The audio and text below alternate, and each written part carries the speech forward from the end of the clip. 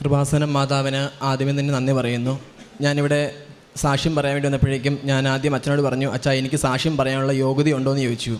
കാരണം ഞാൻ 2019 ആദ്യമേ ഉടമ്പടി എടുത്തത്.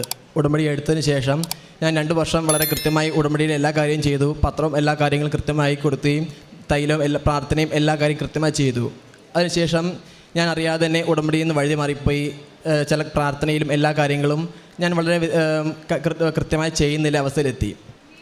അപ്പോൾ ഞാൻ ഇത് പറയാൻ കാരണം വെച്ചാൽ ഞാൻ 2017 എല്ലാവരും പറഞ്ഞതുപോലെ പുറത്തോട്ട് പോകാൻ എനിക്ക് ആഗ്രഹമുണ്ടായിരുന്നു. ഞാൻ ആദ്യം കാനഡയ്ക്ക് നോക്കി, അത് നടക്കുന്നില്ല. കഴിഞ്ഞപ്പോഴേക്കും പിന്നെ പോർച്ചുഗൽ നോക്കി. ഞാനൊരു ഏജൻറ്റിനെ സമീപിച്ചു. ഏജൻറ്റ് എൻ്റെ കയ്യിൽ നിന്ന് പൈസ മേടിച്ചിട്ട് 2.5 വർഷമായിട്ടും എനിക്ക് എൻ്റെ പ്രോസസ്സിങ് നടക്കുന്നില്ല. അപ്പോൾ ഞാൻ അതിന് ശേഷം എൻ്റെ അമ്മ അടുത്ത് ആരോ പത്രം തന്ന ശേഷം ഞാൻ ഈ കൃപാസനത്തിൽ വന്നു. ഞാൻ തുറന്നു പറയുകയാണെങ്കിൽ ഞാൻ ഒരിക്കലും മനസ്സുകൊണ്ട് ഞാൻ ആഗ്രഹിച്ച് വന്നതല്ല. എൻ്റെ അമ്മയുടെ നിർബന്ധത്തിനും എനിക്ക് പുറത്തു പോകാനുള്ള ആഗ്രഹങ്ങൾ കൊണ്ട് മാത്രമാണ് ഞാനിവിടെ വന്നത്. ഞാനിവിടെ വന്നു കഴിഞ്ഞ് ഉടമ്പടി എടുത്ത ശേഷം എനിക്ക് ഒത്തിരി ദൈവത്തിലേക്ക് അടുക്കാൻ സാധിച്ചു. പക്ഷേ അതിനുശേഷം ഞാൻ ഒരു പ്രാവശ്യം ഞാൻ എങ്ങനെയോ ബൈ ചാൻസിൽ യൂട്യൂബ് എടുത്തപ്പോഴേക്കും അച്ഛൻ്റെ ഒരു ടോക്ക് കണ്ടു. ഉടമ്പടി കൃത്യമായി പാലിച്ചില്ല എങ്കിൽ അത് തിരിച്ചടിക്കുമെന്ന്. അതിനുശേഷം എനിക്ക് പേടിയായി. ഞാൻ ആ ഒരു ടോക്ക് ഞാൻ പലപ്പോഴും കേട്ടെങ്കിലും എനിക്ക് എന്നിൽ പേടി ഉളവാക്കി. ഞാൻ അതിനുശേഷം ഞാൻ രണ്ടാമത് ഉടമ്പടി പുതുക്കി. ഞാൻ 2017 മുതൽ ഞാൻ എബ്രോഡ് പോകാൻ വേണ്ടി നോക്കിയിട്ട് എനിക്ക് നടന്നില്ല. 5 വർഷത്തിന് ശേഷമാണ് ഞാൻ 7 മാസമാണ് എൻ്റെ പ്രോസസ്സിങ് നടന്നത്. അയർലൻഡിലോട്ട് എൻ്റെ പ്രോസസ്സിങ് നടന്നത്.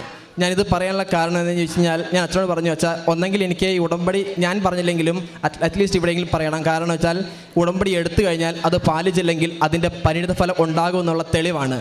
കാരണം പലപ്പോഴും ഉടമ്പടി പറയുമ്പോഴേക്കും നോട്ട് ബൈ മെറിറ്റ് നിന്ന്, പക്ഷേ ഞാൻ വിശ്വസിച്ചത് അങ്ങനെ ഒരിക്കലും നടക്കത്തില്ല. അറ്റ്ലീസ്റ്റ് കുറച്ചെങ്കിലും മെറിറ്റ് എനിക്ക് ഉണ്ടെങ്കിൽ നടക്കുകയുള്ളൂ ഞാൻ വിശ്വസിച്ച ആളാണ്. പക്ഷേ ഞാൻ പലപ്പോഴും പല രാജ്യങ്ങളിൽ ഞാൻ അപ്ലൈ ചെയ്തപ്പോഴും ഞാൻ യൂറോപ്പ് നോക്കി, നടക്കുന്നില്ല. അങ്ങനെ പല ജർമ്മനി, ഷെങ്കൻ കൺട്രീസ് എല്ലാം നോക്കി പഠിക്കുക എന്ന രാഷ്ട്രീയം എനിക്ക് സങ്കടമായി. ഞാൻ അതിനുശേഷം ജനുവരി മാസവും ഫെബ്രുവരി മാസവും ഞാൻ സോഷ്യൽ മീഡിയ യൂസ് ചെയ്യില്ല. കാരണം ആ സമയത്താണ് എല്ലാ സ്റ്റുഡൻസും മൈഗ്രേറ്റ് ചെയ്യുന്നത്. ഫേസ്ബുക്കിലും സോഷ്യൽ മീഡിയയും കാണാൻ ഫോട്ടോസ് എനിക്ക് ഭയങ്കര സങ്കടമായി.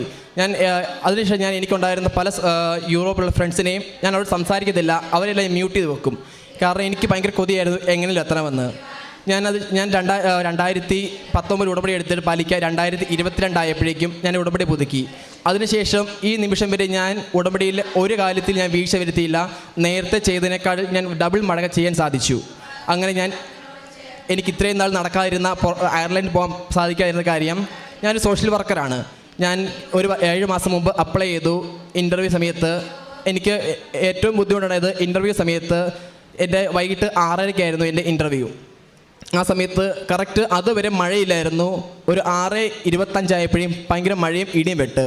സോ എൻ്റെ ഒരു മലയോര പ്രദേശമായതുകൊണ്ട് വലിയ മഴയൊക്കെ പെയ്ത് കഴിഞ്ഞാൽ റേഞ്ച് കിട്ടത്തില്ല. എനിക്കാണെങ്കിൽ ആദ്യത്തെ 2 ക്വസ്റ്റ്യൻ ഒന്നാമത് എനിക്ക് അവർ പറയുന്ന പല കാര്യങ്ങളും മനസ്സിലാവുന്നില്ലായിരുന്നു. പക്ഷേ അതിനുശേഷം ഞാൻ എൻ്റെ കയ്യിൽ കാസ്യൂവും ഉപ്പും എൻ്റെ കൈ പിടിച്ചു. ഞാൻ ഇരിക്കുന്ന കസേരയുടെ 4 സൈഡിലും ഞാൻ ഉപ്പ് വിതറി. അതിനുശേഷം ആദ്യത്തെ 2 ചോദ്യങ്ങൾ എനിക്ക് മനസ്സിലായില്ല. പക്ഷേ എവിടുന്ന ഒരു ശക്തി, അത് ഞാൻ തീർച്ചയായും വിശ്വസിക്കുന്നത് അത് മാതാവിൻ്റെ ശക്തിയാണ്. ആ ശക്തിയിലാണ് ഞാൻ ഇൻ്റർവ്യൂ പാസ്സായി. പക്ഷേ എനിക്ക് ഭയങ്കര സങ്കടമായി. പക്ഷേ ഞങ്ങൾ 7 പേരാണ് ഇൻ്റർവ്യൂവിന് അറ്റൻഡ് ചെയ്തത്. ഏറ്റവും ആദ്യത്തെ ജോബ് ഓഫർ കിട്ടിയത് എനിക്കാണ്. അന്ന് രാത്രി 9:30 എനിക്ക് കിട്ടി. അതിനുശേഷം ഞാൻ ഡിസംബർ ആയപ്പോഴേക്കും ഞാൻ വിസയ്ക്ക് വെച്ചു. ഞാൻ നെറ്റ് നോക്കിയപ്പോഴേക്കും 35 വർക്കിംഗ് ഡേയ്സാണ് ഒരു വർക്ക് വിസ കിട്ടാനുള്ളത്. പക്ഷേ എനിക്ക് 40 ദിവസമായിട്ട് എനിക്ക് കിട്ടുന്നില്ല. ഞാൻ ഒരു ജനുവരി 1 മുതൽ ഈ ഒരു മാസം വരെ എനിക്ക് മനസ്സിൽ ആരോ പറഞ്ഞു കൊന്ത ചെല്ലണമെന്ന് പറഞ്ഞു. അതിനുശേഷം ഞാൻ ഈ നിമിഷം വരെ 1500 കൊന്ത എന്നെക്കൊണ്ട് പറ്റും ദിവസം, എനിക്ക് എഴുന്നേക്കുന്നതാണ് അറിയത്തില്ല, 1500 കൊന്ത ഞാൻ ചെല്ലിയപ്പോഴേക്കും ഓരോ 100 കണപ്പോഴേക്കും 1000 ആകുമ്പോഴേക്കും എൻ്റെ ആദ്യത്തെ മെയിൽ വന്നു. 1200 ആയപ്പോഴേക്കും എൻ്റെ വിസയുടെ ഫസ്റ്റ് നോട്ടിഫിക്കേഷൻ വന്നു. 1500 കറക്റ്റ് ആയപ്പോഴേക്കും എൻ്റെ ഫസ്റ്റ് വിസയുടെ ലാസ്റ്റ് ഫൈനൽ സ്റ്റേജ് എല്ലാം വന്നു. ഞാൻ അടുത്ത മാസം 20-ാം തീയതി ഇവിടെ നിന്ന് പോവുകയാണ് ജോലിക്ക് വേണ്ടി. കാരണം ഞാനിത് പറയാൻ കാരണം എൻ്റെ അനുഭവം, ഞാൻ വിചാരിച്ചു ഇവിടെ പറയുന്നത് ആൾക്കാർ പ്രീ പ്ലാനായിട്ട് പറയുന്നതാണ്. ഞാൻ ഒരിക്കലും വിശ്വസിച്ചില്ല. ഞാനിവിടെ പലപ്പോഴും വരുന്നുണ്ടെങ്കിൽ പോലും ഞാൻ വിശ്വസിച്ചത് ഇത് പ്ലാൻ ചെയ്യുന്ന കാര്യങ്ങളാണ്. പക്ഷേ എൻ്റെ ജീവിതത്തിൽ വന്നപ്പോഴാണ് എനിക്ക് മനസ്സിലായത് അത് നമ്മുടെ ജീവിതത്തിലെ ഏറ്റവും പ്രധാന കാരണം നമ്മൾ എന്ന ദൈവത്തിലേക്ക് അടുക്കുന്നോ, കൃപാസനം മാതാവിലേക്ക് എത്തുന്നു, അതാണ് നടക്കുക. എനിക്ക് തന്ന ഈ അനുഗ്രഹങ്ങൾക്കും ഇതിൽ കൂടെ ഒത്തിരി നന്മകളും ദൈവം തന്നു. എല്ലാത്തിനും കൃപാസനം മാതാവിനോട് നന്ദി പറയുന്നു.